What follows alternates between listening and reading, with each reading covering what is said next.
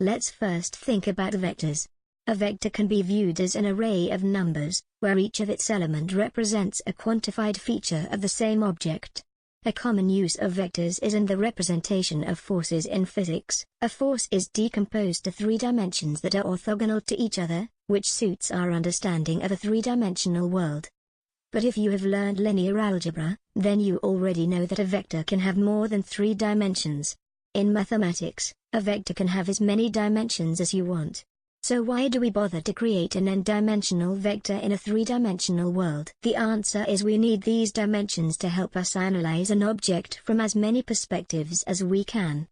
For example, the Statue of Liberty can be represented with a three-dimensional vector, including its height, width and length.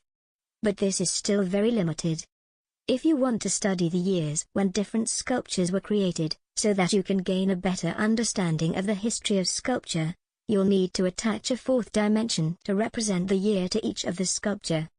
You can even add a fifth and a sixth dimension to represent the latitude and longitude of the place where it was created, so maybe you can find some interesting patterns. Were all sculptures that depict the natural figure of humans created in Europe? Were all sculptures of animals created in Asia?